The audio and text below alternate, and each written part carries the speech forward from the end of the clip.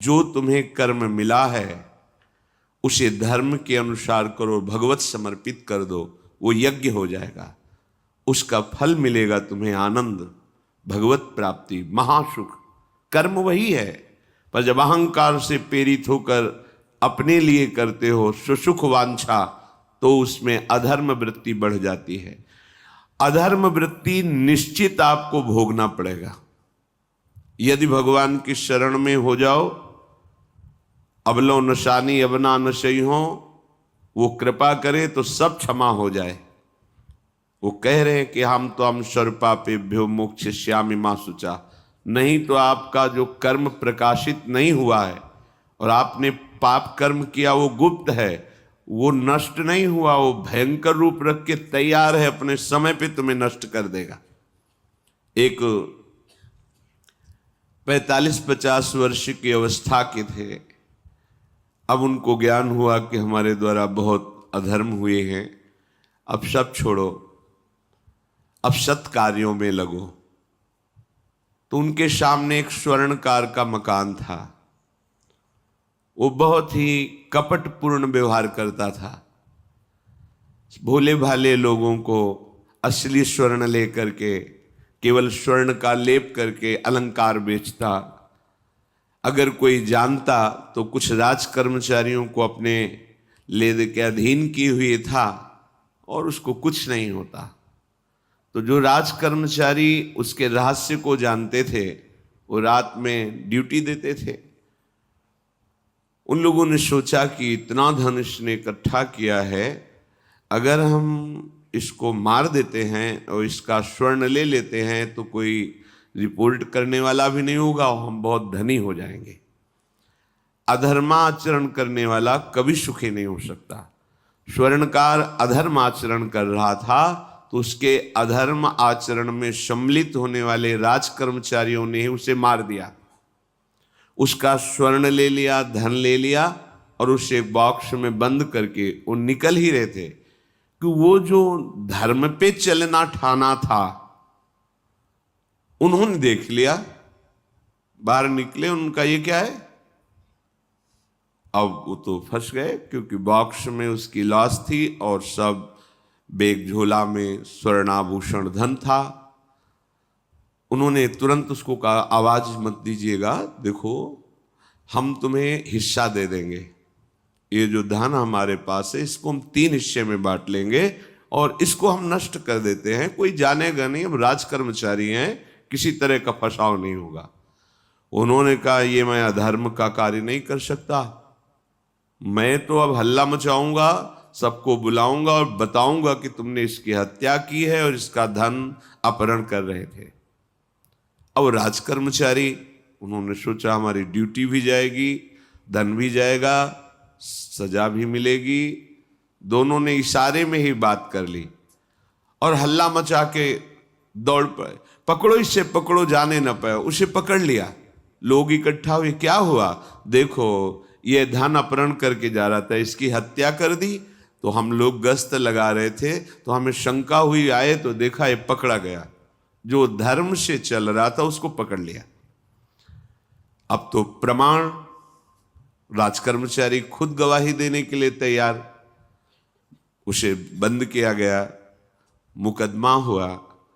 वो बार बार जज के सामने यही कहता था, जिसकी कसम खवाओ हम कसम खा लेते हैं, हमने बिल्कुल ये कार्य नहीं किया, ये लोग ये कार्य कर रहे थे, हमने इनको रोका तो इन्होंने मुझे साझेदारी के लिए, पर मैंने वो स्वीकार नहीं किया तो फिर इन्होंने ऐसा किया। पर उसकी कौन बात माने, राज कर्मचारी गवाही। मुकदमा लंबा खिंचा, उसे जेल में रखा गया। हर बार आके वो यही प्रार्थना करता,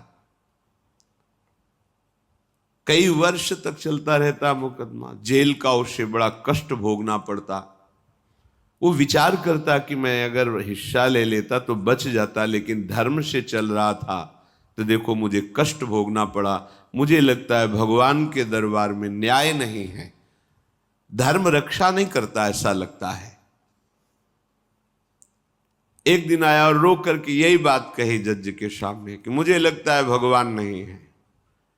क्योंकि मैं बार बार सत्य को साक्षी करके कहता हूं कि मैंने ये कर्म नहीं किया और मुझे दंड दिया जा रहा है, मुझे क्लेश दिया जा रहा है धर्म से चलने के कारण। अगर मैं सम्मिलित हो जाता तो मुझे तीसरा हिस्सा मिलता और बिल्कुल बात शांत होती। ये क्या धर्म है, कहां भगवान है? जज ने इस पर गौर किया। कई वर्ष वो जेल भोगता रहा, मुकदमा चलता रहा। तब जज ने गौर किया कि बार बार ये कहता है इसकी जांच की जाए, तो हत्याकांड होते ही रहते हैं। एक शव आया वहां, जज ने मंगवाया था, जो पोस्टमार्टम के लिए जाता मंगवाया और कहा देखो इसका कोई नहीं है, अंतिम संस्कार के लिए अपने ही लोगों को जाना है। तो 2 कर्मचारी जो थे सरकारी, जो स्वर्ण चोरी में सम्मिलित थे, उनको और उसको कहा कि बस तुम थोड़ी देर नदी के किनारे बैठे रहना, हम और लोगों को लेकर के आते हैं। और एक आदमी को छुपा के बैठा लिया और राज कर्मचारी नदी के किनारे शव को लेकर बैठे। उसको देखा जिसको बहुत कष्ट दिया जा रहा था, सारा आरोप उसके ऊपर था, जो धर्म से चल रहा था। उसे कहा माना नहीं ना, अगर मान लेता तो तीसरा हिस्सा भी मिल जाता, बात वहीं खत्म हो जाती है। देखा, फंसा दिया, तेरे को आजीवन कारावास मिलेगा, कोई नहीं बचा सकता तेरे को। मेरी बात नहीं मानी, कह रहा था हल्ला मचाऊंगा, ऐसा वैसा, अब भोग। तो जज के द्वारा जो एकांत में बैठाला हुआ आदमी था, उसने पूरी बात सुनी।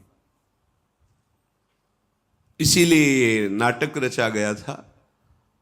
तीनों को बुलाया और कहा तुम निर्दोष हो उस धर्मात्मा से। स्वयं इनकी आवाज से हमने सुना, ये कह रहे थे जो तुम बात कह रहे थे।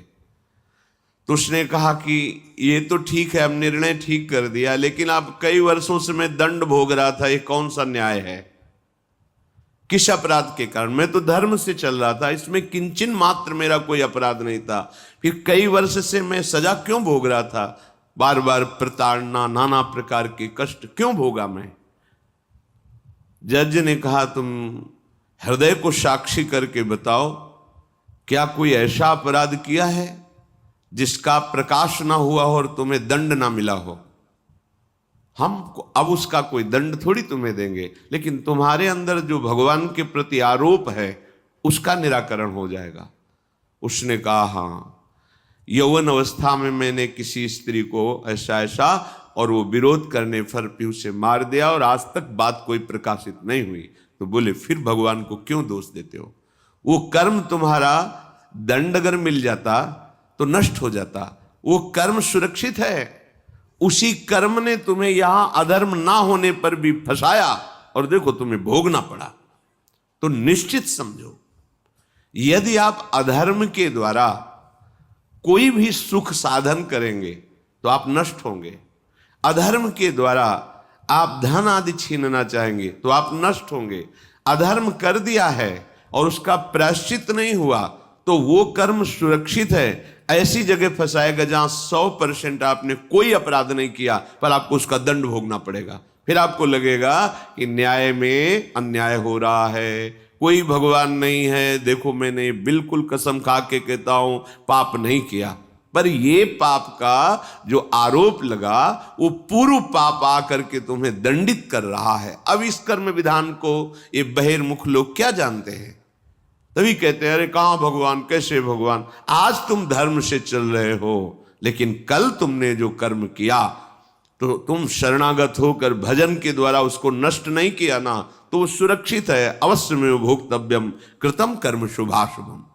इसलिए श्री भगवान आदेश कर रहे हैं यज्ञार्थात कर्मणोन्यत्र लोकोयम कर्म बंधनहा तदर्थम कर्म कौन्ते मुक्त संगहा समाचर। मुक्त हो जाओगे, न काम तुम्हें अधीन कर पाएगा, न पाप अधीन कर पाएगा, परमानंद में डूब जाओगे। केवल प्रभु के लिए कर्म करो। ये अगरबत्ती, धूप बत्ती, आरती, पूजा प्रभु को अपना नहीं माना तो ये थोड़ा शुभ कर्म बन गया, बस ये तुम्हारा प्रायश्चित नहीं होगा। जो तुमने अधर्माचरण के अगरबत्ती धूपबत्ती से खत्म होने वाले नहीं हैं, उनके लिए तुम्हें नाम जप करना पड़ेगा, नाम कीर्तन करना पड़ेगा। नाम कीर्तनम यस्य सर्व पाप प्रणाशनम, समस्त पापों का नाश करने में समर्थ है। राधा राधा राधा, कृष्ण कृष्ण कृष्ण, गोविंद गोविंद गोविंद। भगवन नाम, अगर भगवन नाम का आप निरंतर जप करने लगे तो आप स्वयं तर जाएंगे और लोगों को तार देंगे। मम भक्ति युक्तो भुवनम पुनात सतरति सतरति सा लोकान तारयति। जो भी कर्म कर रहे हो वो भगवान के लिए भावना करो, उस कर्म को भगवान को समर्पित करो, तो तुमसे पापाचरण नहीं होगा।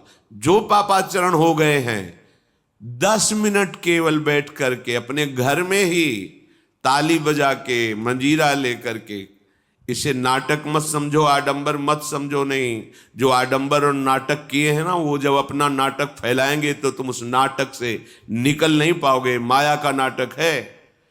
भगवान नाम कीर्तन, ये जो लोग कहते हैं ना कि भगवान तो हृदय में बैठे, दिखावे की क्या जरूरत है। अगर इतना बोध हो चुका है भगवान हृदय में बैठे, तब तो आप सिद्ध हो गए। केवल वाणी से बोल रहे हो, मन मानी आचरण कर रहे हो, दुर्गति को प्राप्त हो रहे हो, तो है ना सबके हृदय अछत विकारी, पर सकल जीव जग दीन दुखारी। सबके हृदय में बैठा है, पर दुर्दशा रोक रहा है क्या वो? क्यों? क्योंकि तुम केवल बातों से कहते हो तो सबके हृदय में बैठा है। ऐसा अनुभव किया? अगर ऐसा अनुभव किया तो बेविचार किसके साथ करते हो, चोरी किसकी करते हो, हिंसा की, कपट किससे, द्वेष किससे? बस केवल बातों से बात नहीं बनती। ये कर्म बातों से नष्ट नहीं होता, इसके लिए अनुष्ठान करना होगा नाम का। चाहे जैसी परिस्थिति हो, चाहे जो हो, जैसे भी हो, तुम्हारा मंगल होगा। अहोबत स्वपचतो गरीयान यज्जिभ्यागे वर्तते नाम तुभ्यम। वो नीच आचरण करने वाला, अभक्ष पदार्थ खाने वाला भी यदि भगवान नाम उच्चारण करता है तो परम पावन हो जाता। अहो, आश्चर्य की बात! बड़े बड़े प्रायश्चित जिसे पावन नहीं कर सकते, भगवान नाम उसे पावन कर देता है।